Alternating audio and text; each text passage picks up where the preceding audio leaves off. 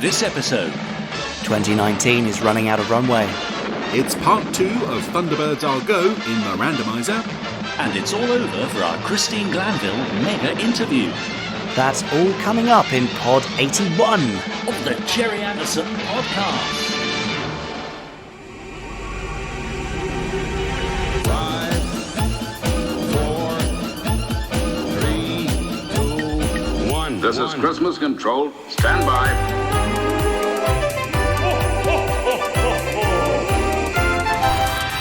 Let's go.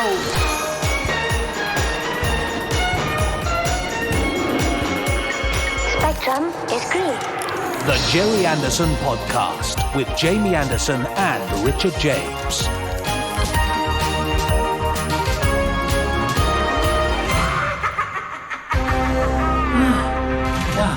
Can you believe it? It's the penultimate day of 2019. Well, on the day of release, obviously you may be listening to this later on. It's just flown by. If you're currently listening to us from 2020, then this is the voice of sort of Christmas past-ish, although we're just past Christmas already. What are you doing? I don't know. Anyway, look, the voice here of Christmas past of 2019 is Jamie Anderson, and who are you? Well, I think I must be the voice of Christmas is yet to come, Richard James. It's a scary thought, isn't it? That's what we think of when we think of Christmas in the future. It's you, Richard. It's just me. Yeah, look, so this is our last Gerry Anderson podcast. Yep. Of 2019. Yeah, I'm glad you finished that sentence. Had you go in there, didn't Crikey. I? We are here for probably about, 75 minutes and 43 seconds. Right. That's my guess. Okay. Are you putting in a bet, Richard? I'll go slightly shorter. I think I'll go 62 minutes and 3 seconds. Oh, that's very short. Yeah, well, you know. I think with interview and randomizer, the randomizer this week, which we know already, is part 2 of Thunderbirds I'll Go, because it was part 1, last week. Yeah. With a fab fact. But I think we're going to be quite light on news, you see. I've only got one email, and I haven't had a chance because I've been so busy touring around the country. No chance to look at Twitter and Facebook this week. So I think we might come in just over the hour. Okay, well, let's see how we go. All right. We will be dropping in the odd thing of, looking back on the year, looking back in 2019, our favourite things that have happened, favourite interviews in the year, things you could go back and listen to if you're relatively new to the podcast or you want to revisit. Mm-hmm. And in fact, I'm going to start off, Richard, with the 3-part interview with Mummy A. With my dear mother, Mary Anderson. Yes. That happened earlier this year. Yeah. And that's really worth a listen to, I think, if you want insight into Dad's life, sort of from the mid-70s to the very end. Yeah, fantastic. Really worth a listen. And went down a storm on social media. Thanks Mummy A was the hashtag of the week, wasn't it? Over those 3 weeks. Yes. Hashtag Mummy A, bizarrely. Yeah. So that's back in pod 46, 47 and 48, if you want to pop back there. Nice. I'm looking forward to when my mum features in the interview section of the podcast. Yes. Well, is she booked? I haven't booked her yet, no. Perhaps you could do a 2-hander with Wendy Craig, Richard. Yes, well, that's one of my highlights of the year, is failing singularly to get any famous residents of Cookham on the podcast to talk about their love or affinity with Gerry Anderson. But you did get Gavin Robertson to talk about the Thunderbirds FAB stage show, it's called, in fact. That's true. So there you go, that was quite a coup. So nice work there. Yeah. As we've said, we've got the randomizer coming up. No plot of peril this week because the plot device is in for servicing. It is, and I haven't had time to look at it. So, I'm exactly. out and about. So why don't we send it to Altor? I hear there's a really good plot device servicing garage there. Well, would have come in useful during Space Precinct, wouldn't it? Yeah, could have done with a plot device there. If only they thought of that then. Plots would have been great. Anyway, let's not be cruel about Space Precinct. No. Instead, let's see if we can find a really good fab fact to round off 2019. Oh, that would make a change. Rude. Here we go. Now, time for this week's Fab Facts. So, Richard, all the pressure is on you, not me, because you're the one that shouts fab when I flick through the book. I suppose so, yeah. Yeah, okay. See? So, I would say we've had a couple from the 60s for the last couple of weeks, so if you could leave it a little bit longer before fabbing, maybe we get something more recent, a bit of variety. Okay, I'll try. Yeah? And obviously, this is the last one of the year, so if it's not very good, Jamie, then we know how to blame, don't we? Can I just say, over the last week or so, I've been walking out in front of 12 and 15,000 people in an audience. Gosh, amazing. And I haven't felt such pressure as I feel at this moment to get a good fab fact. Oh, great, then it shows how you realise how important this is. Okay, Richard. Come on. Here we go. Take a big deep breath. Ready You're when going to you shout are. fab as I flick through this book of fab facts, and then we're going to pick a fact. Yes. Here we go. Fab! Right, how's that? Yeah, all right. You left it a little bit longer. Yeah, I did, yeah. This is a fact about what might have been Oh, I like these. in the late 70s or early 80s, and in fact then became something else. Wow. I mean, Should we the just way leave it I've there? sold it there, I think we just, you're not going to get better than that summary. No, absolutely not. No, so, okay, a lot of the Anderson shows are very popular in Japan, Richard, aren't they? Oh, yes, apparently so, yes. Yeah, thanks to Tohoku Shinsha, the sort of distributor in Japan. Who, I think they made their name on shows like Stingray and 5XL5 and Thunderbirds. And they're the ones responsible for giving the Japanese sung theme tunes. Anyway, after Space 1999 had come to an end, Dad was contacted by Tohoku Shinsha, in fact by one of the co-owners, I think, Banjiro Uemura. And Banjiro said, Gerry, your work's so amazing, it's been so successful in Japan, do you think you could create something just for us? We'll do a Japanese version animated series, we'll fund it all, and then we'll split the upside 50-50 with you. Oh, yeah, okay. Can you do it? So Dad thought, well, yeah, I mean, my deal with Lou Grade's over. Yeah. Space 1999's done. We better move on to the next thing. Yeah. So he set to work with long-time collaborator Reg Hill. Aha. And Reg did all the kind of artwork. It was obviously for a sci-fi idea, all the usual kind of rescue craft, all that sort of stuff. And that series was to be called Thunderhawks. Thunderhawks, okay. Thunderhawks. Yes. So the designs and storyline went off to Tokyo, and Banjiro Uemura read them and went, this is amazing. This is far too good to be an animated thing. We've got to do it live action. Oh. So there was a possibility now of a brand new live-action Gerry Anderson science fiction series that was going to be made in the late 70s. So this would have been the first live-action series then? Well, Space 1999 had come just before that, and UFO just before that. And sorry. Yeah, do keep up. Sorry. Anyway, so at the time, unfortunately, obviously Dad was going through his divorce proceedings with Sylvia, so there was a lot of stress going on, and it was all a bit of a disaster. Yeah. Anyway, Mum and Dad flew back and forth to Japan a few times to try and get this thing off the ground. And then, unfortunately, quite late on into development and trying to get this thing financed, Tohoku Shinsha suddenly said, actually, we're really sorry, but for scheduling reasons and various other things, we don't think we can go ahead with this now. Oh. So it had been built up and up and up and up. Everyone was kind of getting excited, and they had all this beautiful artwork and stuff, and then it collapsed. What a shame. So it was only a few years later when Dad met Christopher Burr, and they were bidding for one of the ITV TV franchises to run it. That failed, and then Christopher said, well, if you've got anything in the archive that you could, dust off, and maybe we could do a TV series together. So he looked back through, went, I've got this Thunderhawk stuff. Ah. I think there may have been some awareness that it was a bit too close to Thunderbirds, so they renamed it, and that became Terrorhawks. Space Priests. Oh, sorry. Yeah, awkward. Yeah. Yes, Terrorhawks. Oh, I see. Ah. There you go. So, and do you know how many of the sort of plot elements or characters were carried over, or was it just the basic theme or basic idea? No, obviously there's some kind of Anderson things like the sort of secret organisations and the rescue element and the vehicles. Yeah. I don't think any of the actual vehicles were. The only thing I think that was carried over really was the colour scheme. Right. The orange and grey, which actually came from Reg Hill. I see. And that's about it. Yeah. But there was something there that, brought about the next Gerry Anderson puppet show. Yeah. Okay, that's interesting. Isn't it amazing the sort of twists and turns things go through? 1977 to 1983. Yeah, absolutely. How much that idea evolved and changed. That's right. And what eventually became Terrorhawks. Yeah, great. Like it. So there you go. Yeah. I think that's pretty cool. I think so too. I think that's a great way to see us out in 2019, in fact. So, on that note, let's say goodbye to all of 2019's and to this week's Thunder Fact! Great. I like that one. That's amazing, isn't it? You see, your dad, as we know, had no sort of particular sort of sentimental attachment to any of his shows, did he? So we know that he wasn't a great collector of memorabilia. He didn't sort of keep stuff from his various productions.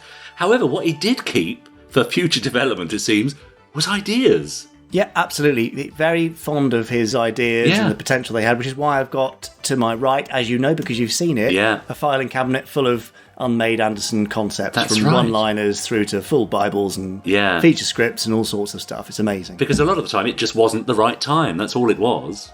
Yeah. And you just have to wait for the world to catch up, in a sense, and be ready for it. Exactly. Yes, always ahead of the rest of the world. Yeah. Whereas the podcast is always just slightly behind. Unfortunately, yes. But our lovely Podstrons have come to expect that by now. Yeah, that's right. So there you go. There's our fab fact. And in fact, just based on that, I would like to recommend another one of our podcast episodes. Oh, yes. Denise Breyer. Ah, of course. The voice of Zelda from Thunderhawks. Mm-hmm. Way back in Pod 45.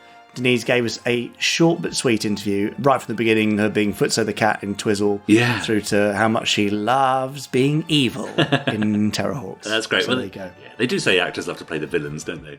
Well, it's the best part, isn't it? Of course it is, yeah, exactly. Yeah. One of my favourite memories then, from 2019, was having the opportunity to meet so many of our listeners at the Fab Worlds of Gerry Anderson at the Leicester Space Centre earlier this year. Absolutely. Over the summer. An amazing weekend. So nice to meet so many people who were so much in love with the Gerry Anderson universe. All have their particular favourites, of course. Saw lots of people in cosplay.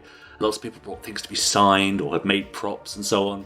And a whole weekend of it too. 2 days we did a podcast live from the event as well as a Fab Live as well. Yeah, which was very strange, wasn't it? Just, yeah. But that was absolutely lovely. So nice to see so many of you out there turning up and to put faces to names. And maybe we'll do it all again next year. I do hope so, yes. As soon as we've got any news of the Fab Worlds of Anderson 2020, we will let you know. Exactly. And also, just to add, it was so lovely to see how great and supportive and positive all of our Podstrons were to each other and to complete strangers. Yeah. And it was just a really lovely vibe that whole weekend. They were sort of ambassadors for the cause, really, weren't they? Absolutely. And so I don't thank mean you, the cause, Podstrons. the band, the Irish pop band. I mean our cause. No, but if you are a fan of the Irish cause, then do email podcast@gerryanderson.co.uk. We'd love to hear. Yeah. I was trying to think of a cause song related thing there, but I can't think of any except Runaway. Yes. Runway? Running out of Runaway. Yeah, okay, we should stop doing that now. Yeah. Should we just pop through to a very short but sweet Gerry Anderson news? Oh, yes, let's do that. Okay, then here it is.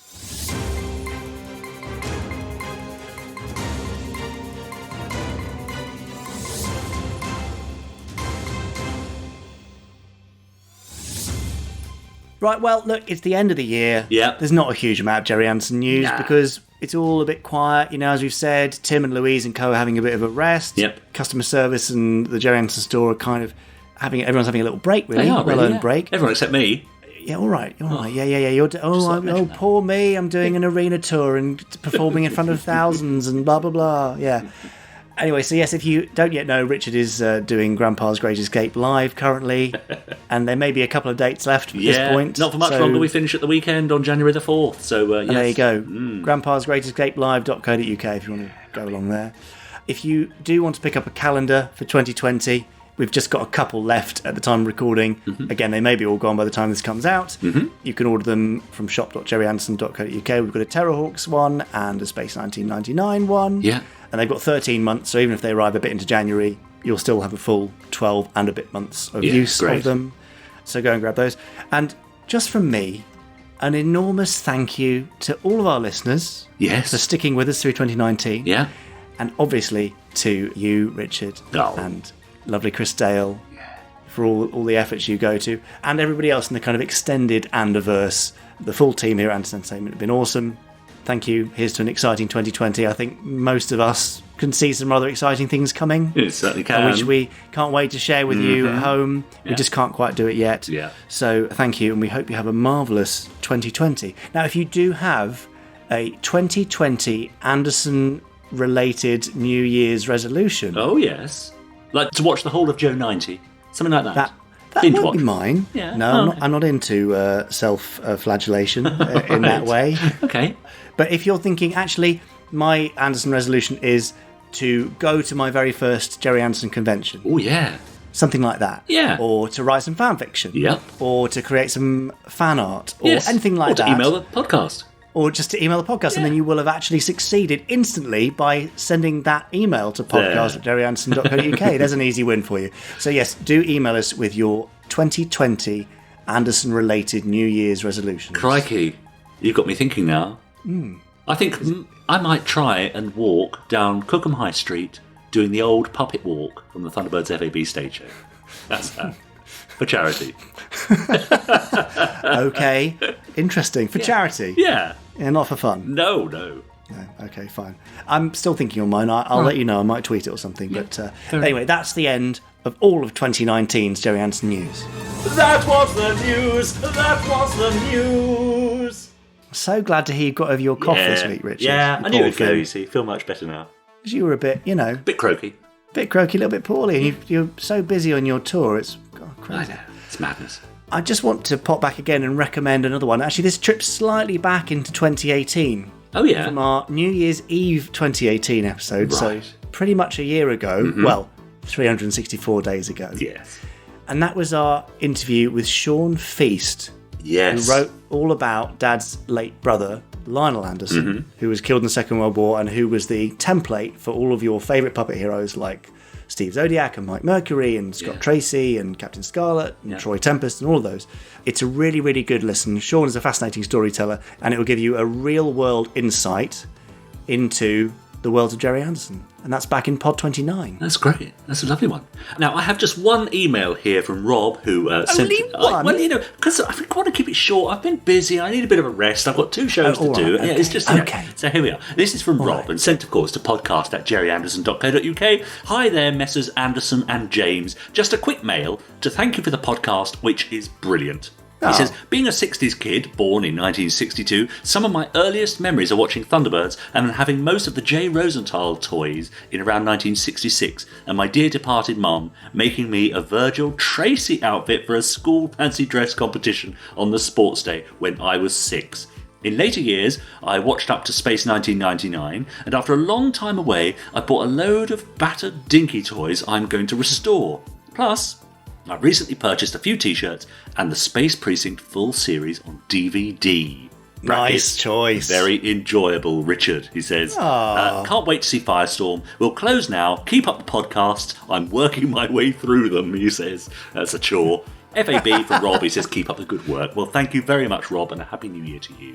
Thanks for that. Yeah. So there we are, long-time fan, but stuff that he didn't know about. I've been following his progress watching Space Precinct on the fan page on Facebook group. And really interesting seeing someone come across a Gerry Anderson series for the first time.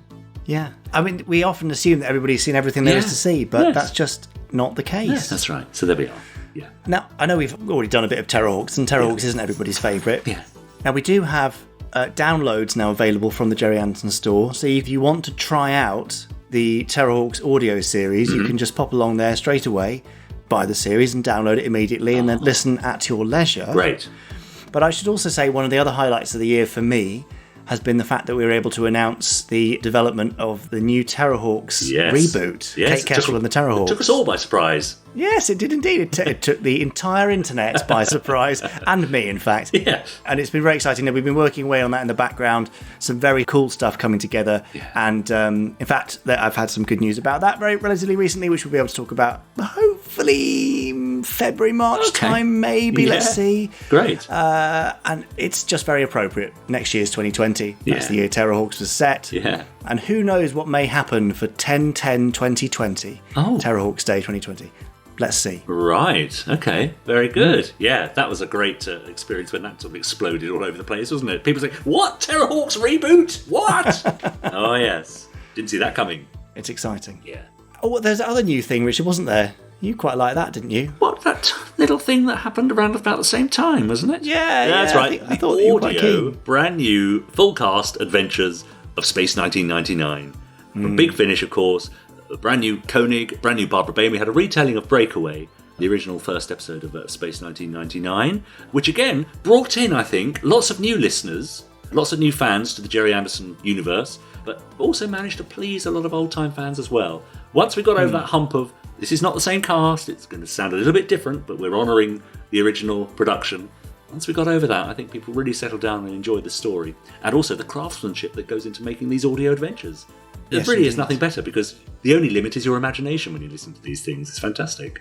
Exactly. And the human mind is the greatest virtual reality machine currently available. Yeah. Well, mine is. Yeah, absolutely. And more adventures to come, of course, I think, from Big Finish for Space 1999. Yeah, new box set in the new year and more beyond. I think it's potentially limitless. Well, that's fantastic because, of course, I'm available from January the 5th. Excellent. I will let them know. Okay, shall we pop along to the final part of Christine Glanville's archive interview? Yes, I think we should.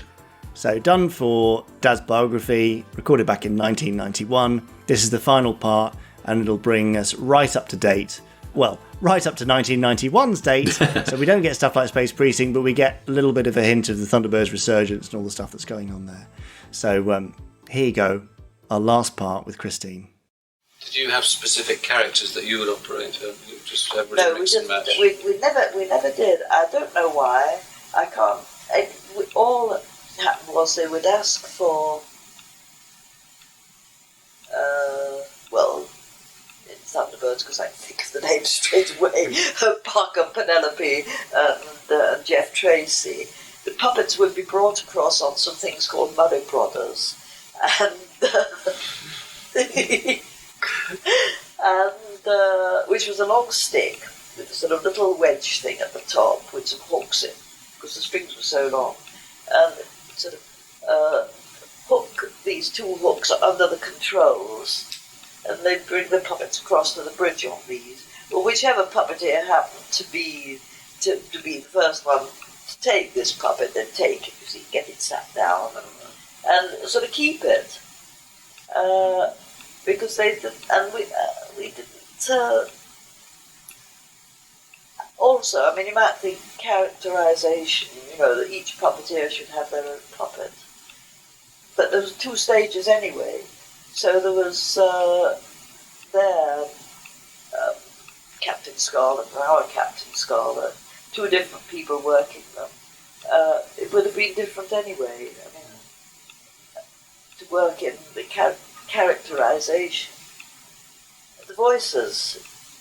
You see, you just interpreted the voices.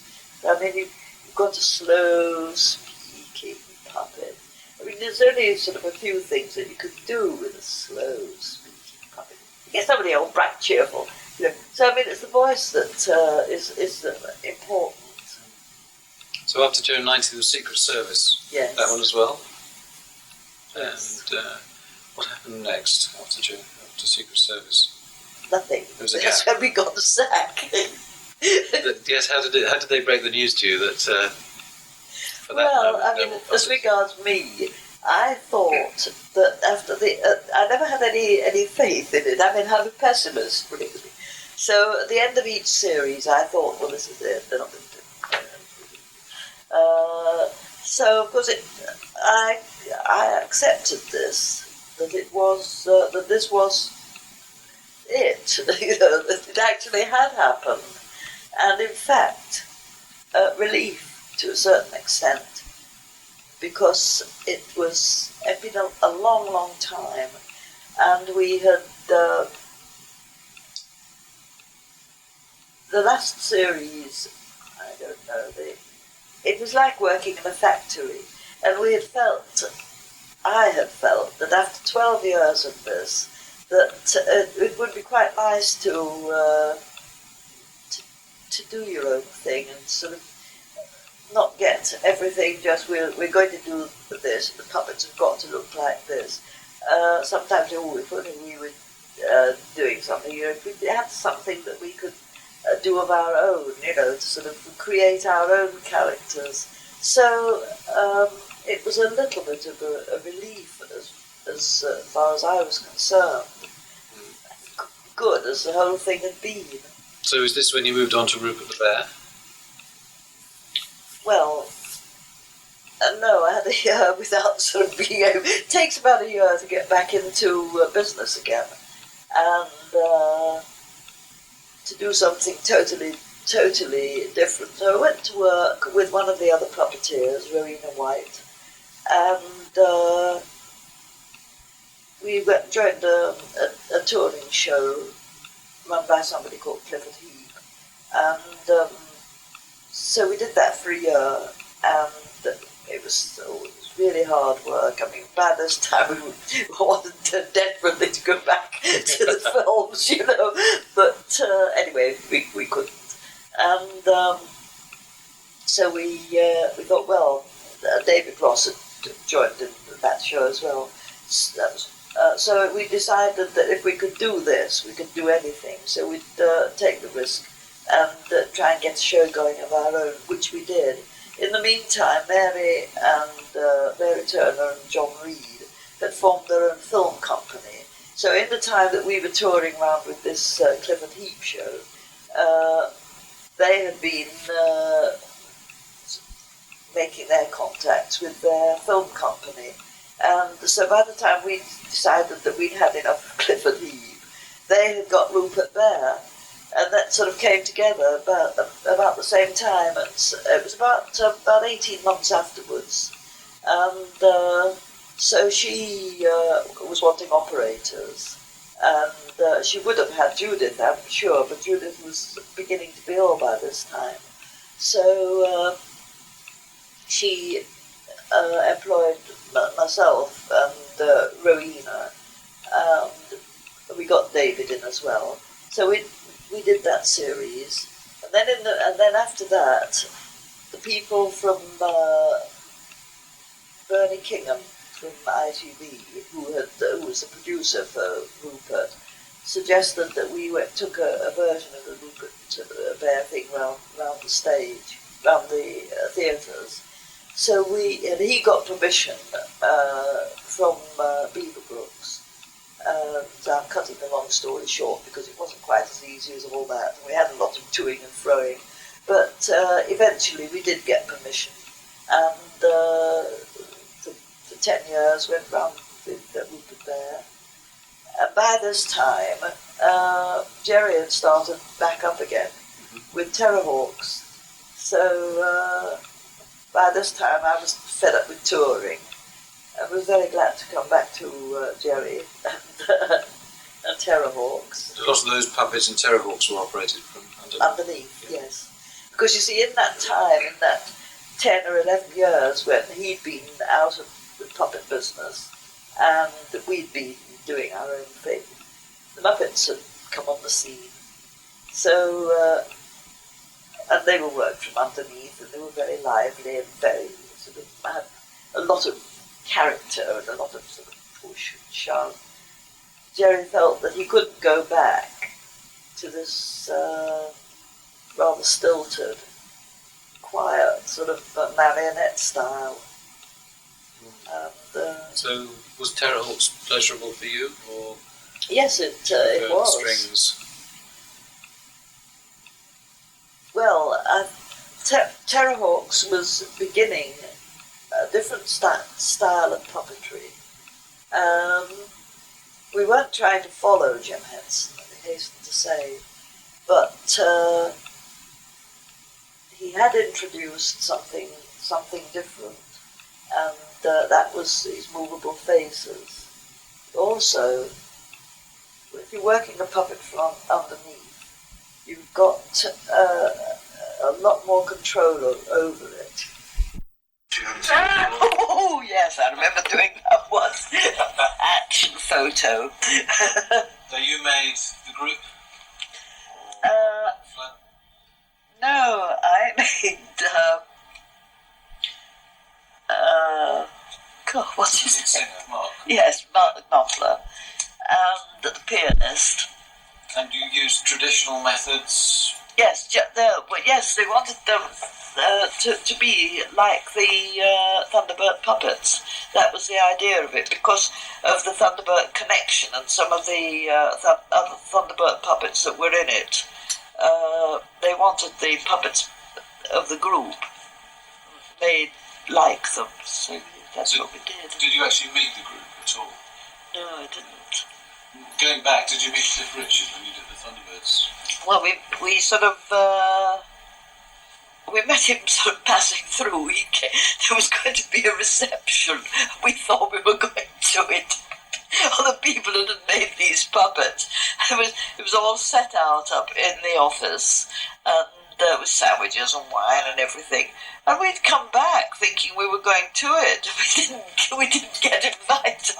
So we saw them going through. They were brought onto the stage where the puppets were, and they were hanging up there, and we were there, all in our finery. So, we didn't get asked through to the reception. We were cross.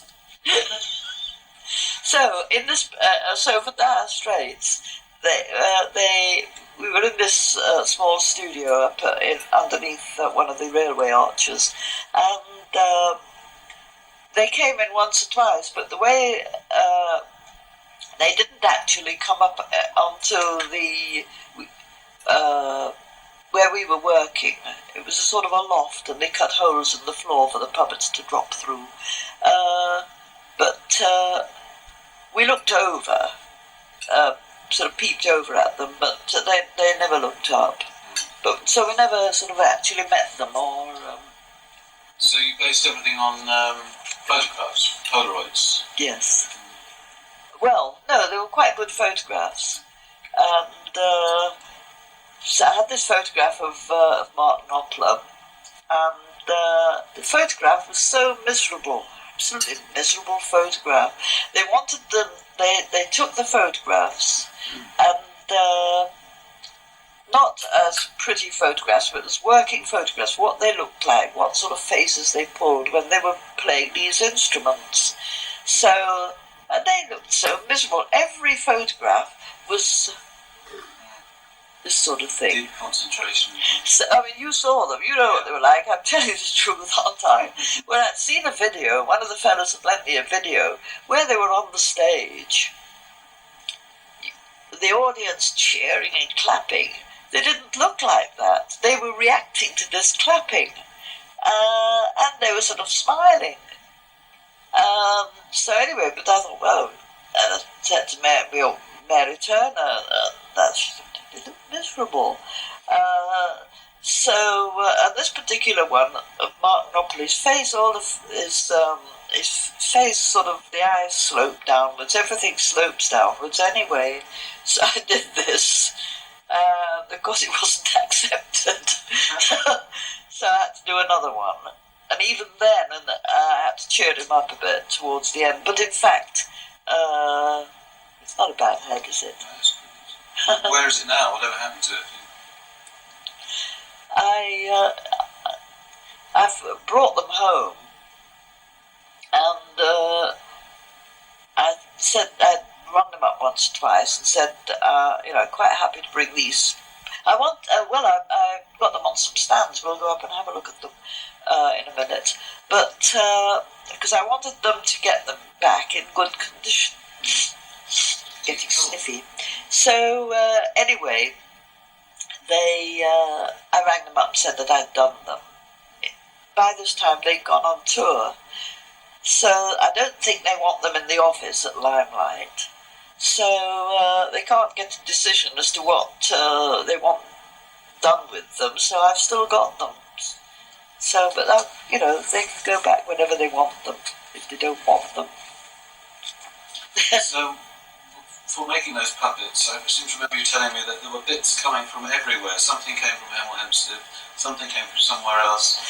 Yes, that's right. Well, the eyes were made in Hemel Hempstead. But the mechanisms were being done in Whitney. Richard was doing that. Some of the wigs were... one of the puppets has a proper wig. The one with curly hair, that's a proper wig. And that was made at a wig maker's in Banbury. And they supplied the hair as well for the other wigs. The bodies were made in Wales. It was only at the last minute that it all came together. Yeah. And John Brown made Jeff Tracy because he was working on Aliens Next Door, was he not? No, he didn't. No, he didn't make him. I mean, we'd got this cast that Judith Shutt had made of one or two of the puppets, but not all of them, unfortunately. and she had given these to Mary as a present, and so I've still got that here. That's on the table. So we took Richard took a cast of that, and I modelled the back of the head on again. And the same with. Well, we thought, we were going to have to reproduce Gordon and somebody else. Yes, Alan. But they never appeared. But we didn't need to because they used library shots. What was your impression of the video when you saw it? Well, I didn't understand it. That's me being old-fashioned, maybe. I don't know.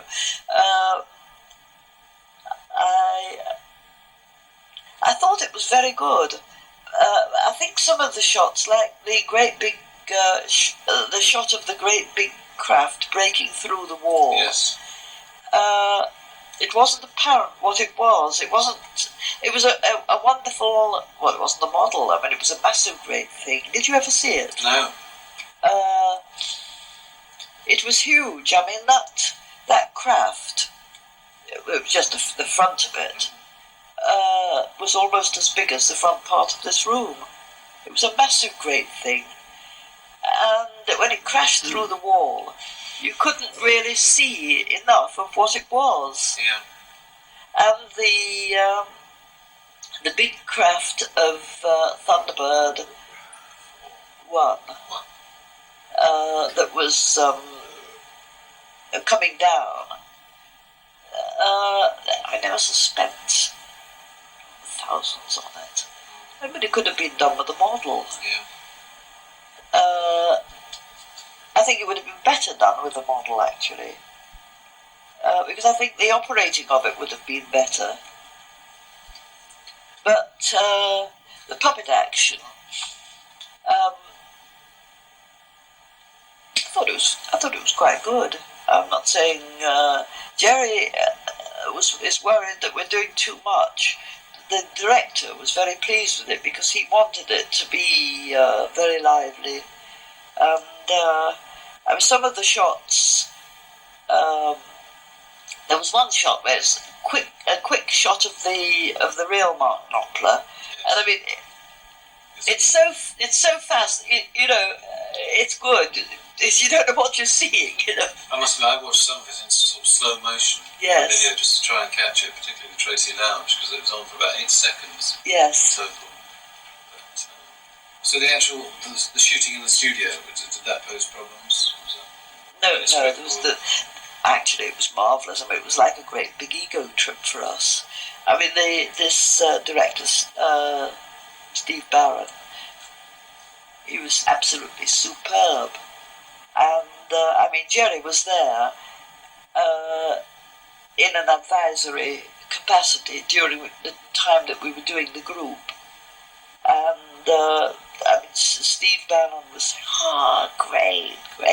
No puppets could do this sort of thing, I think Gerry thought that we were going a bit over the top. But as he himself has always said, you can only have one director. And we were doing what Steve Barron asked us to do. We had some very good operators on it. One in particular that worked the drummer, which most of what he did was cut out. But he did the whole sequence of drumming absolutely spot on, and there was a big round of applause at the end of it. Absolutely brilliant. And none of the puppet operators wanted to do the drums. And neither did he, but somebody had to do them. But God, did he make a good job of it. And, yeah. So it was a happy experience going back to Yes. Very tense. Well, I mean, yes, because, I mean, most of what you call my famous work, 25 years ago, it's kind of, it did me a lot of good because it brought me up to date, What have you been? I worked on the Dire Straits video. Oh, did you? Oh, with the young ones, you see. So I'm okay again. These are ever such good photographs. Just the ones I snapped from yes. visits I made.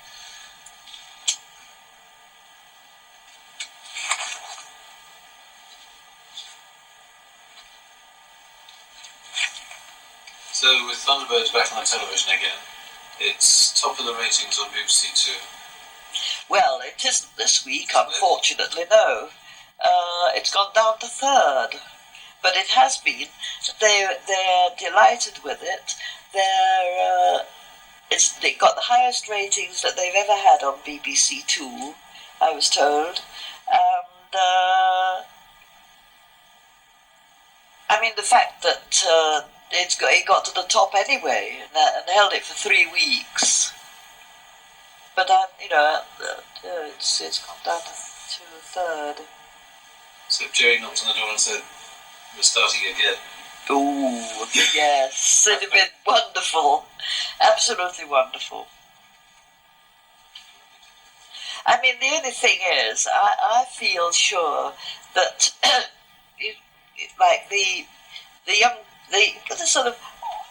the people like yourself, but Richard, and all the people that go to the FAB Fanderson things, or the people that go to see Thunderbirds FAB at the theatre.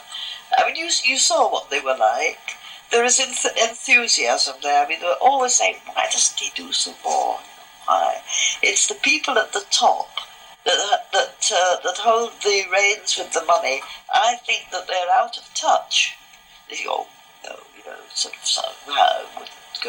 wouldn't be any good. It's old-fashioned now. People wouldn't look at it. Just want to spend all that money on a puppet show. I'm hoping that, the success of Thunderbirds on television, this time round, maybe they will change their views. Because it is ageless. Yes. And don't say, do Thunderbirds again, like they were done in those days. It can't be beyond the realm of possibility that we've learned something in that time, that we could do something better.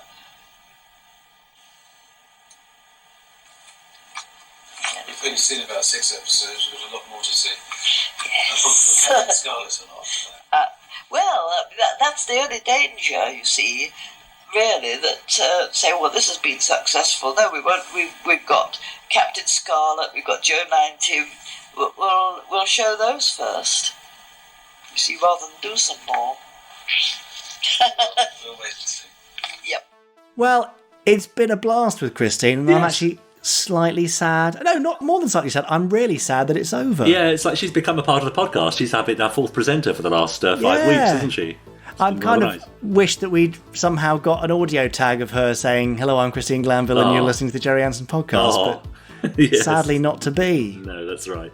It's a shame. There you go. That's not to say that our next interview will not be a welcome part of the podcast, and that is thank you very much to Gerry Hughes. It is an archive, very short but lovely little archive interview with Arthur Probus, Dad's business partner from the AP Films days. And that will welcome us into 2020. Nice. Oh, that's great. Yeah. For Pod 82. Yeah, yes. Wow. I can't believe we're already talking about Pod 82. No, that's right. And soon to be Pod 100. Yeah, that's right. 18 off. What? Crikey. Yeah, that's scary. Now, listeners, if you have any ideas for our 100th pod, do let us know. I'm quite keen to do some kind of live podcast recording thing, although finding the time and the location and everything for that will be pretty tough, but I'd love to try. Yeah. If you've got anything you think we should do, perhaps you think we should do gold podcast lapel pins. Right. Or you think we should sell a USB stick in the shape of Mistron rings. Or maybe containing all 100 episodes of the podcast. Oh, I like that. Or perhaps it's time to actually finally produce those Officer Orange underpants. Yes. That people have been crying out for. One of a kind. Hand-produced by Richard James. Handcrafted.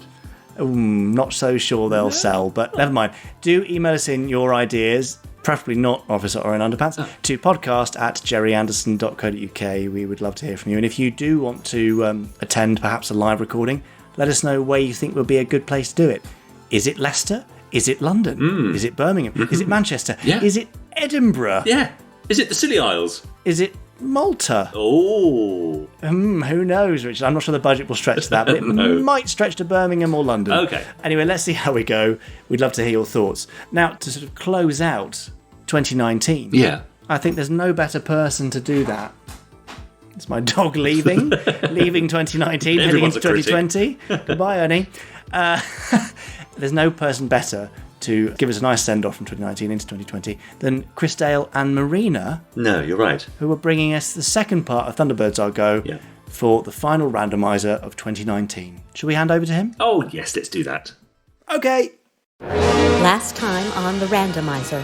You will be the first men to land on Mars. I think our security arrangements are inadequate and would suggest that we ask international rescue to be present at the next launch. Thunderbirds are go. Fortunately, our services were not required, although I can tell you now that a sabotage attempt was made just before liftoff. But we took care of it. International rescue from Zero X. Thanks. We are leaving Earth's atmosphere. Now I guess the rest is up to you. And now the conclusion. You're going where? The Swinging Stars, Father. It's some kind of nightclub. Well, that means you won't be back here till morning. I'm drunk. She won't be back here in the morning. Yes, welcome back to Thunderbirds I'll Go, Part 2. What we're doing here. Where Jeff is not reacting well to the news that his sons are planning to go out and get a bit sloshed with old Lady P. Probably because he would rather like to be doing that. I always suspected there was a bit of a thing between Jeff and Penelope. But the films seemed to sort of hint that the boys were interested in her as well. Yeah, that's right. It's some sort of a nightclub. Why don't we go off to the mainland tonight? Just the two of us. Well, that would be lovely, Alan. I'll wear my new dress. What goes on around here? Have you all gone crazy? New dresses? International rescue, remember? We can't leave the base unmanned. Oh, but you've got Gordon. You were happy to rely on him last week to carry out any rescue that may have come up while the rest of them were away. Have some coffee, Alan? No, thanks. It keeps me awake. Oh, so Alan's not happy about the fact that he doesn't get to go off and have a party. Oh, and more gorgeous shots of Tracy Island now at night time. Oh, I would love to live there. I would love to just visit for a day. And we're now in, I think, a room we've never seen on Tracy Island before, Alan's bedroom. Oh. Which is, it looks very nice, but it's rather sparsely furnished. No, Alan.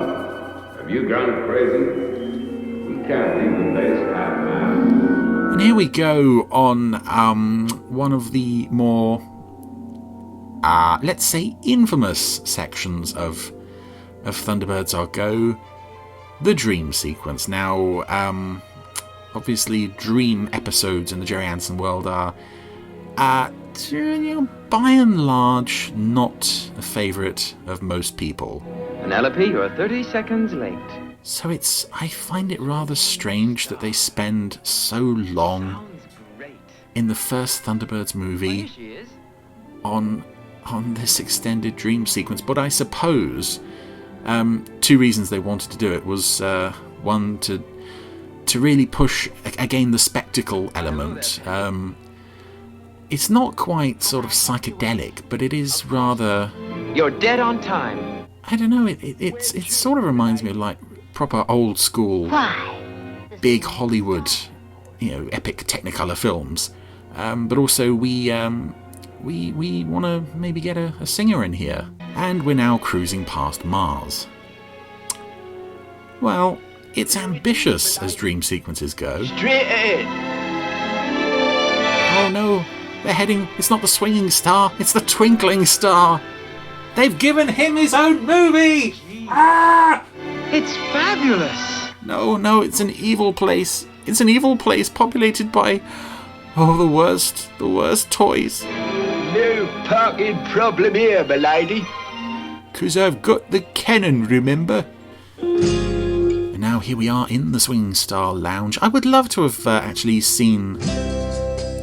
been there for the initial premiere of this and see what the audience reaction to this was. Whether they were on board with it or whether they were sort of a bit confused and maybe even a bit startled by what's going on here, because Penelope and Alan are sat in the middle of the lounge, and surrounding them are static, blue-faced puppets who aren't... Terrific group. You know, they're not doing anything because they're just meant to be part of the background. You see, they're way out. And we have the Shadows here to play this. I believe this track is called Lady Penelope, and I adore the sculpts of the Shadows in this. I think they got Hank Marvin absolutely perfectly there. Have some more champagne. Yeah, I'm not an expert on the names of the Shadows. I do have a CD compilation of theirs, actually, which has a couple of lovely Anderson-based tracks on it. They all look pretty good, except for the drummer, whose mouth seems to be wide open at all times and makes him look a bit creepy. But now we're bringing out... none other than Cliff Richard Jr. And there he is. And yeah, that's another reason to have a dream sequence. We can get a celebrity guest and sculpt a puppet around him. That must have been such a eureka moment when they decided to do that. You are cheated. Now, call me Mr. No Taste in Music. My mind is free. I really like this. I mean, I'm a sucker for for things that aren't very good, but I love this song. A shooting star will shoot you. I mean, it's got nothing to do with Thunderbirds. The man in the moon will jump. But it's got a nice beat. It's got a nice 60s sound. Cliff actually looks really good wearing Parker's chauffeur costume. But you let him know that I got friends. So baby, listen. Oh, and the band are all, the Shadows are all sat on the car, and this. Yeah, this is completely pointless. And for a pointless thing, it's reasonably well done, but yeah, it does have a bit of cringe factor, I'm not going to lie. When it turns up on Film 4, I do sort of wince a little through this section. So baby, listen to me. On the other hand, it's kind of sweet to see Supermarionation just full-on musical number, because they hadn't really included like full-on song sequences like this. I know occasionally in Stingray and Fireball they would sing their end title song, but it was never this spectacular. It was never this well realised. I'm not telling you, 'cause I got friends. Baby, listen. So as a one-off, yeah, I think on the whole, I'm gonna give this a tentative thumbs up, but I'm really glad they didn't try anything like this again. Well, at least not until Kate Kestrel came along.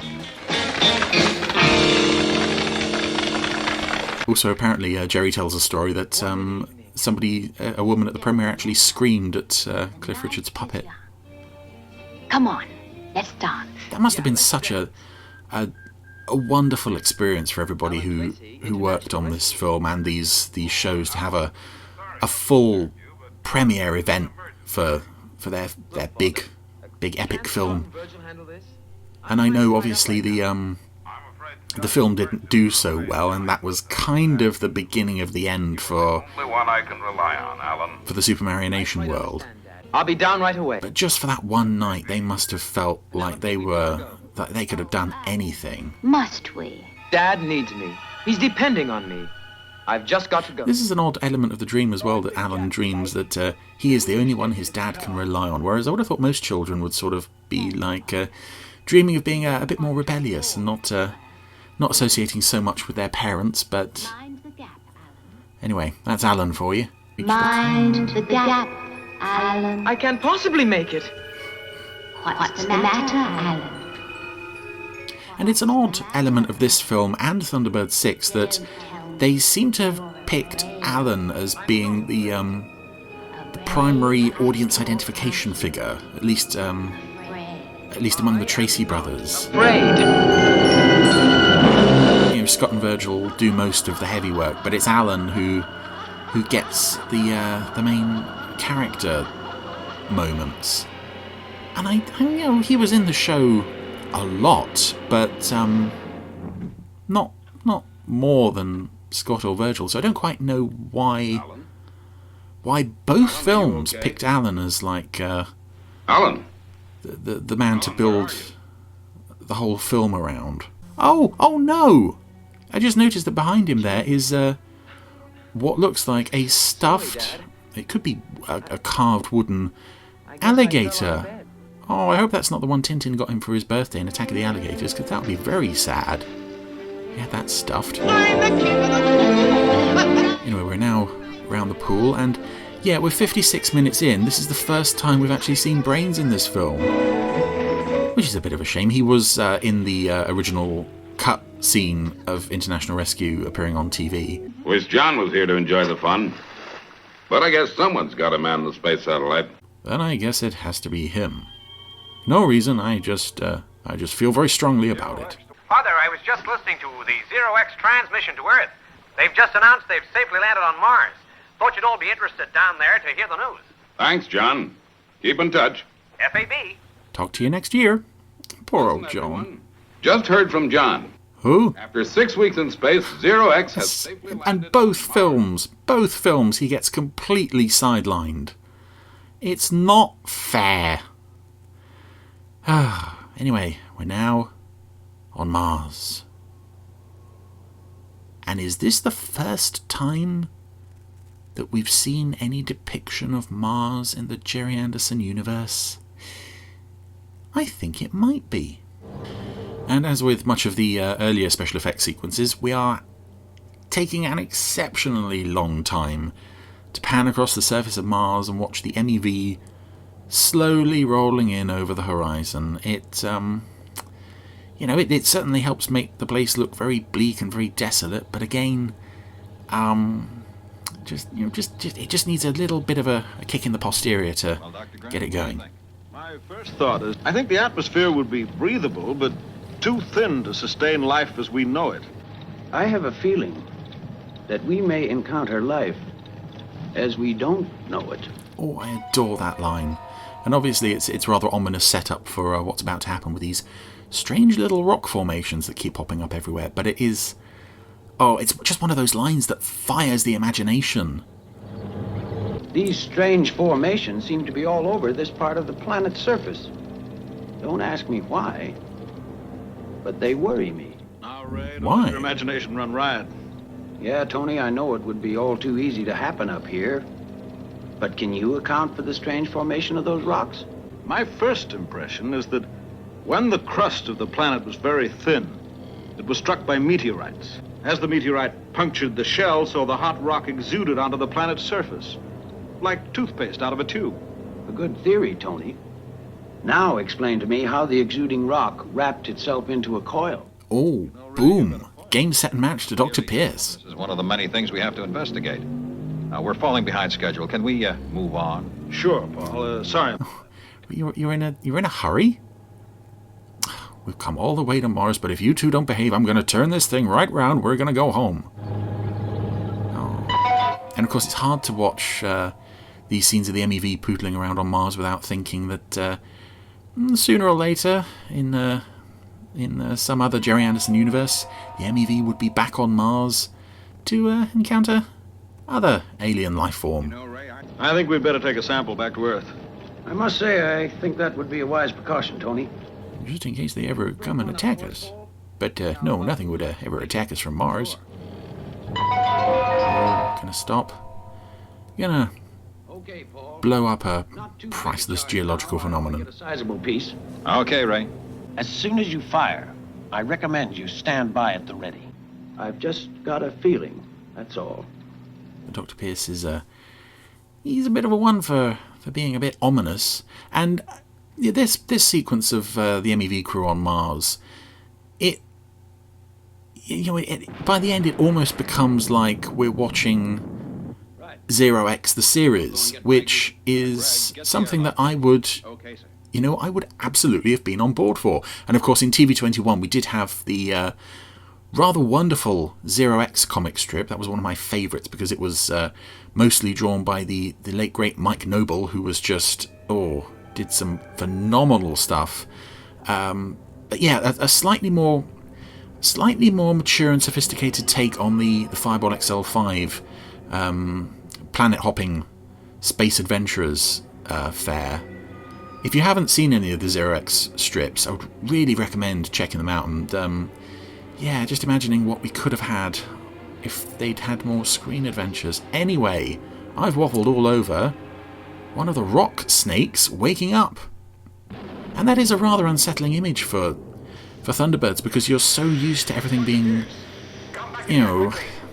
there's never been any inclination of anything sort of sinister or otherworldly beyond the hood and his evil eyes. Well, now we have some more evil eyes, not yellow, but red, and all these rock snakes are waking up. Oh dear.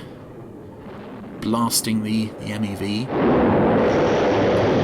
And it is kind of an odd feeling to know that in the Thunderbirds universe there is alien life, there's life on Mars, but I think the fact that it is so alien and so strange, and that it doesn't really have its own civilization or its own technology or anything, it's just a bunch of creatures minding their own business. It kind of works if they'd been like silly little green men with funny hats. We don't know what damage. This sequence could have been a flop. As is, I think it's pretty effective. The creatures are rather unsettling, rather creepy. And some nice sparkler effects on these little projectiles that they keep launching at the Zero X. Remember, Greg, there's a whole line of them ahead of us. Well, that's going to be number one on the report from the MEV crew. Don't fire at strange things on the surface of Mars. But will they take that to heart? We better return their fire. I think not. Can't take too much of this punishment. So far, all systems are go. And this is a very short mission because they're having to bail before the rock snakes blow them up. But yeah, that was like a little sneak peek into what Zero X the series could have been. And right. I like these characters. I like this vehicle. I like the slightly more serious take on Supermarionation's spacey stuff. And it's kind of a shame we never really returned to this style of all these characters and this lovely vehicle in the Zero X. Well, at least the Martian excursion vehicle has joined up successfully with the main body of Zero X. What's the scheduled date for the re-entry into the Earth's atmosphere, Dad? Well, their flight takes them 6 weeks, so they should be arriving on the morning of September 2nd. Well, what year, Dad? Oh, no, we're never gonna say the year again. It's too much trouble. So yeah, that was the great manned mission to Mars, over and done with in the space of about 10 minutes. They went to Mars, got shot at, now they left. I hope they did more. I hope the rock snake thing didn't scare them off entirely, because it's a bit of a waste of money building this great big thing, sending it to Mars, or building 2 of them, and then giving up after 5 minutes. Central control from Goldston. Retro firing A-OK. Zero X re-entry attitude correct. Woomerer to central control. Verifying Goldstone's report. This is Goldstone. I don't need your confirmation, Woomerer. Hold her steady, Skipper. I'm bringing in lift body 2. Roger. So number 1 is successfully docked. Just bringing in number 2. Everything should be fine. Radio control failure. I can't hold her. Oh, well, that was that then. What's happened? So number 2 has gone out of control and... exploded beautifully. Control, this is Zero X. Emergency. We have lost lift body 2 following a collision. Caused by a fault in our remote radio control unit.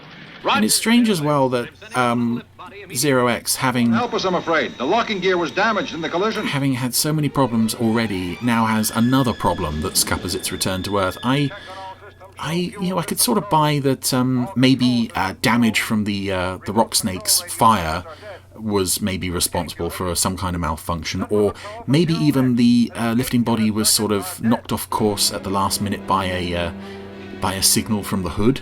But as it is, the fact that it just sort of spontaneously goes wrong for seemingly no reason, when Zero X has had so many other things go wrong to it already. Due to damage, it's impossible to get another wing attached. She's unable to maintain height and will crash in approximately 30 Yeah, I don't know. It feels slightly contrived. Systems aboard shows that they have an escape unit failure. Unless we can get... Oh, and they have an escape unit failure as well as all the other things that have gone wrong. Ugh. How much money did you spend on building this thing again? It's an absolute death trap. Okay, Virgil. Take Pod 4 with the air-to-air rescue equipment. Pod 4? With Zero X. Yes, sir. Alan? Yes, sir. I want you to board the Zero X and... So you're prepared for Thunderbird 4 use, which means... Yes, Gordon, you'll be needed too. Hooray! Gordon is needed!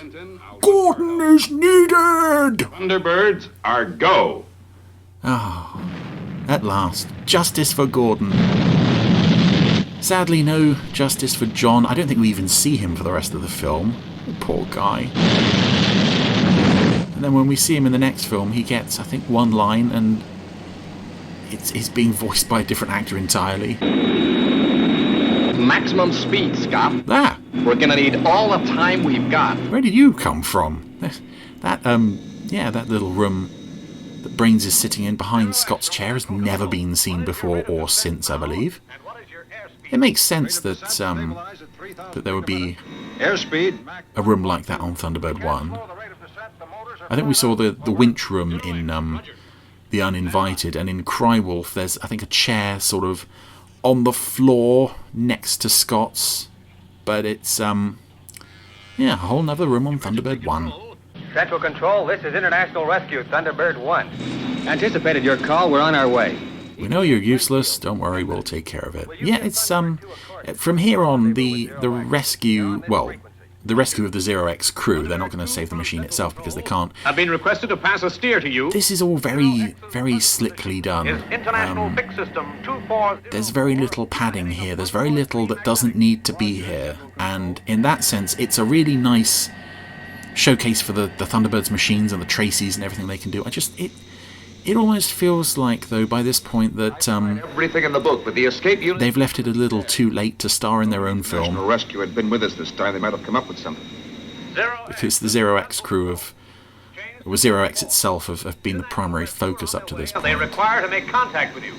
Changing to Channel 4. Well, they have the Simpsons now, don't they? Gee, I'll be glad when Scott's got his mobile control operating. We'll need his assistance in locating the Zero X. Oh yeah, because without that mobile control, you'd be really scuppered, wouldn't you? What does mobile control actually do? You better get up the Astrodome. Okay, Virgil. I mean, it's a radio, and that's about it, isn't it? Zero X, this is mobile control. Now, here are your instructions. For the next 10 minutes, lose as little height as you possibly can. Oh, I was going to carry on plowing her straight into the ground, but, well, thank you, International Rescue. That's a good idea. Passengers into the escape unit. And then pray.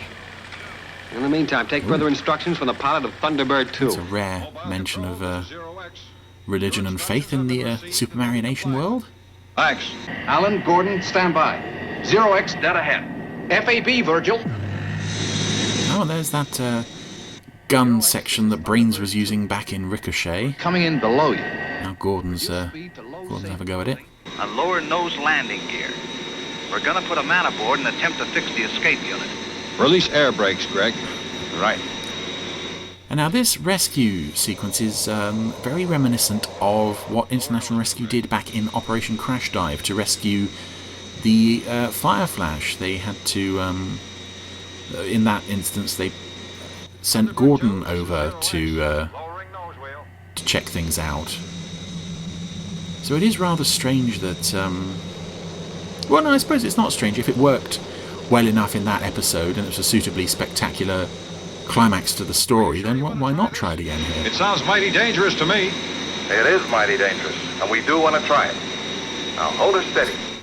We do have some safer plans, but it involves putting Alan in danger, so I'm all for it. Oh, that's a gorgeous shot of Thunderbird 2 cruising in underneath the Zero X there. Stand by to hold position. When this film gets the effect stuff right, it really gets it right. That was beautiful. Now, mobile control from Alan. Okay, Brains. So now once again we have Alan in as the big hero to save the crew of the Zero X. He's the one who's been winched aboard. Yellow wiring harness. And Brains is on the ground offering technical support. Doctors Grant and Pierce, hold tight. I'm removing you to escape unit. I love these shots of the Zero X crew cruising through the interior of the ship on the way to the escape pod. Again, it does make me wonder what other rooms are on the Zero X, because they just seem to be strapped to their seats. There doesn't seem to be any way in or out of the rooms we see them in, except via the escape route their chairs take. Anyway, Alan is now taking out some tools to have a go at the junction box on the Zero X. And reconnect them on one block. So we get a direct link. And I suppose it makes sense. It's a bit more realistic that International Rescue would at times have to do sort of consult diagrams and meticulously reel off numbers of screws that need to be adjusted, with John Pertwee's sonic screwdriver there, of course. But again, it doesn't make for an exceptionally thrilling sequence when we're just listening to some numbers as Alan removes some screws. We don't even have any music for this, actually, I've just realised, which is quite unusual. I'm sending you both back to the escape unit. And there isn't really much music at all in this second Switch part. the automatic pilot. I'm staying here. I'm sending you two back now, and that's an order. Yes. Good luck, Paul. I get the big damn hero moment all to myself. Nobody else, you hear me? I'll go back into the escape unit either when it's fixed or when we're at 0 feet. It'll help. Thanks. Oh, that's a nice understated bit of bravery from Captain Travers there, who again seems like a proper Supermarionation hero character. Maybe it's the fact that it's Paul Maxwell's voice again and he's the captain of the ship, but you know, he feels like he's got the same qualities of bravery that Scott Tracy and Troy Tempest and all the rest of them had. So it's really a shame that we never saw these characters again. As I said, though, except in the comics, which were awesome. Dangerously near the ground. Play out more cable. I'm coming alongside Zero X. No, Alan dropped the screwdriver. This is thrilling stuff. Will he be able to reach it? Will he? No, he fumbled it. Oh, and that's that. Bye-bye screwdriver. Bye-bye Zero X's engines. They've gone as well. And a nice boom. So without the screwdriver, Alan will have to do, again, exactly what Gordon did in Operation Crash Dive, and hold the two cables together to connect the circuit to release the escape pod. Oh, but he's not got much time. There's stock footage of Portugal coming up fast. Immediately. Alan from Virgil. Jump at end of 5-second countdown. 5, 4, 3, 2, 1. He's bailing. Will the cable hold? Whoa.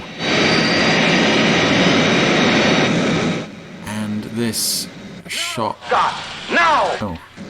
Oh, it was up to Scott to manually release the escape capsule, and he was almost in a world of his own there, dreaming about something, but... Oh, there's shot of Zero X ploughing into the ground. Despite the fact that there's that annoying judder that would happen on a lot of model shots sometimes, this looks absolutely beautiful. Everything being demolished and disintegrating and exploding, and Zero X just seems this unstoppable force that keeps ploughing through everything. And of course, they went and built another one. Because, you know, it's failed catastrophically twice before, but, you know, third time's the charm. Okay, Verge. Escape unit. Are you okay? Oh, and I like this. Thunderbird 2 from Zero X escape unit. Yes, we are okay. Paul only just made it. He's badly shaken up. that Greg Martin answers, and just for a moment you think, oh, maybe Travers didn't make it out, but of course he did. We heard. Well done. Yay! From Gordon, we can't retrieve Alan. Yay! Oh, no. The cables are now fouling the side of Thunderbird 2. We'd better drop him to the ground. FAB. Yeah, Gordon's had enough of Alan for today. He's, I think that's Fab 1 below. Oh, okay, yeah. And this... Did I mention contrivance earlier? Yes, this is somewhat contrived as well. Hello. Why not drop Alan down here? As soon as we heard the forecast crash position, we made our way here. Rubbish. Yeah, wait, who told them the forecast crash position? Oh, I suppose it might have been on the news, but even so, from the UK to America, I think Craigsville was in America, in like, what was it, 35 minutes? I know Fab 1 is fast. It was swell of you to come here and pick me up.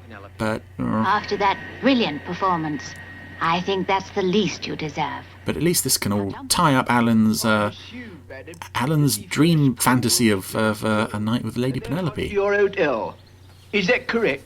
That, Parker, is quite correct. Oh, and she found time to book a hotel. She had all this planned out, didn't she? You mean you're going to take me to the Swinging Star? Just the two of us? Just the two of us. And Parker, of course. It's like a dream come true. Oh, here we are at the real Swinging Star, which is built on the nuclear reactor model from The Mighty Atom, oddly enough. This must be the most memorable day of my life. I feel like a real grown man. But you are, Alan, you are. Particularly with that snazzy moustache you're wearing. You see, we have to wear a disguise sometimes when we're out in public, in case we're recognized. Well, it doesn't stop you from telling everybody your names. You've never worn a disguise. In fact, by the next film, you're basically telling everyone that you work for International Rescue, and secrecy's gone out the window, but... Disguise. Pretty good, eh? Why, Dad, what are you doing here? So everyone is now wearing a disguise. Congratulate you on your great performance today, boy. Me too, Alan. Scott clearly needs some advice on those glasses. National rescue success. Verge! Who else is here? Congratulations on your performance today. And tonight. Oh, so everybody's crashed Alan's dream night alone with Lady Penelope. Remember, Alan, one of the most comforting feelings a man can have in this world of ours is never to be alone. Oh, whether he likes it or To not. Alan, the hero of the day. To Alan. Except for Scott and Virgil and Gordon, whom we didn't even invite to this, but no, it's all about Alan. Well, that's made him happy anyway.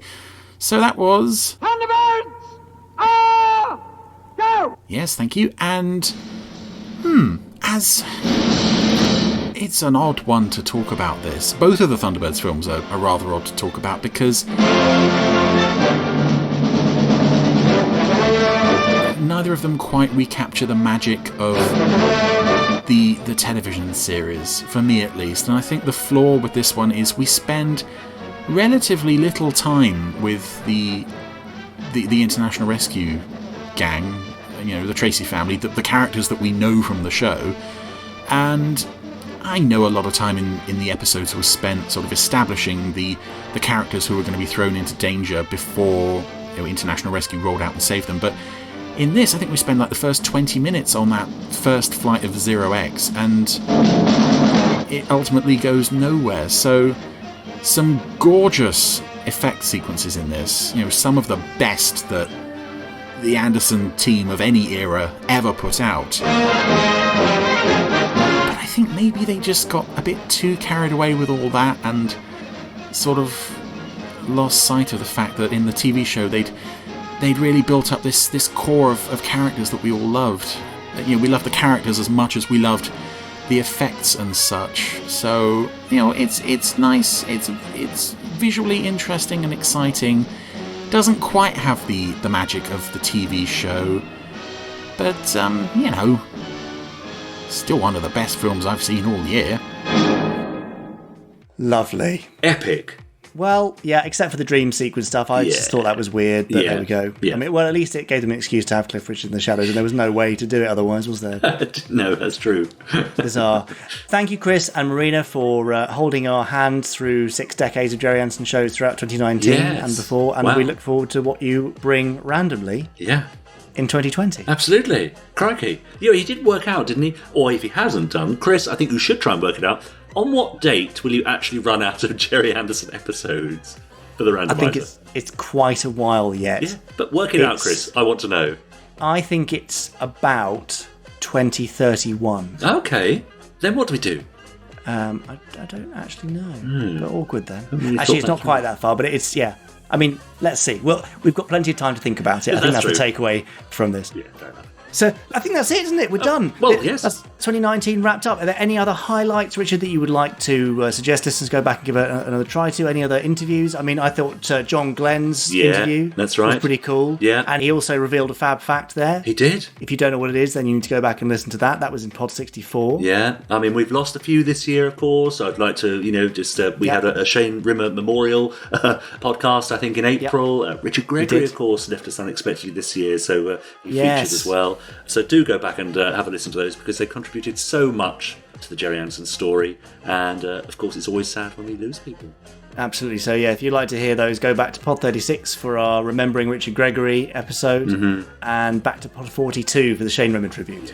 Well, let's hope we don't have too many of those in the near future, at least. Let's keep our fingers crossed. And also, if you want to immerse yourselves in the world of Space 1999, then just listen straight through from Pod 65 to Pod 68, when it's the tease of the Space 1999 audio drama, and then Samir Ahmed and Kevin Fong, where I just sit and they just talk, which was great fun. Yes. Another highlight would be, just the last Fab Live we did early on in December, which was live from the QI offices in Covent Garden, with Alex Bell, the QI elf, keeping us company, and Lee Sullivan and Terry Adlam joining me and Chris around the table. That was good fun.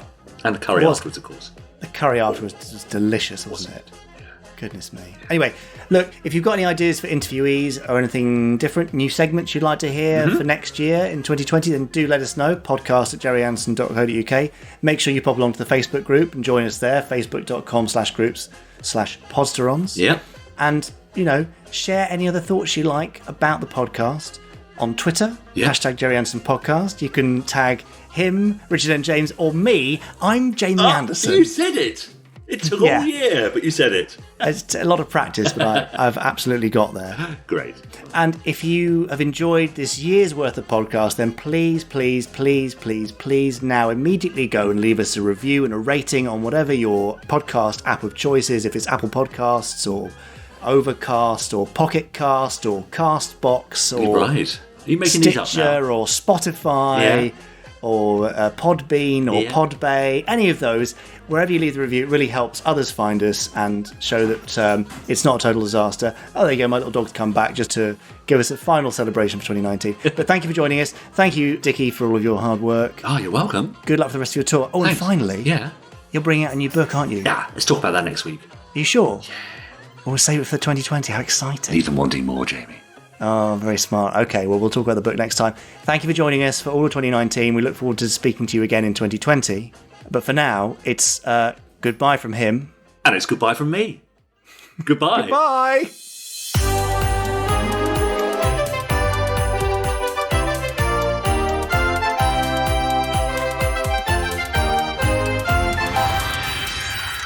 Stage 1 complete. Let's go.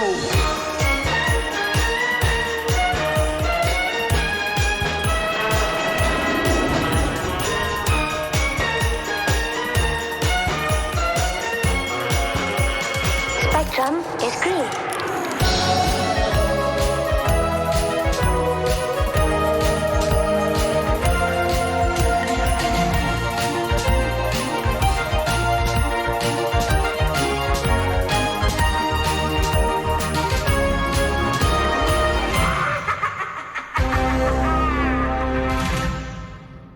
I can't believe you didn't take the opportunity for a free plug. Oh, well, you know me. I'm not very good at coming forward with it. Anyway, it's called The Body in the Trees, and it's out on the 10th of January. It's the third instalment in the Bowman of the Yard investigation series. Brilliant. And I believe I'm right in saying, Richard, that book series is almost entirely 5-star rated on Amazon by its loyal readers. Yes, you're absolutely right, Jamie. Thank you for mentioning that. Do you think I should mention that in the next podcast as well, just so people are absolutely clear? I think we should probably do this in a more lengthy and professional format in pod 82 of the Gerry Anderson podcast. I think it would be good to do the whole podcast in a more lengthy and professional format, to be honest, if that's what we're aiming for. Let's set the bar really high in 2020. You're absolutely right. Okay, must try harder. We will. But until then, Dickie, Happy New Year. And to you. See you next year. Oh, yeah. Oh, it's only a couple of days. All right. Bye. Bye. You have been listening to the Gerry Anderson podcast. Wasn't it fun?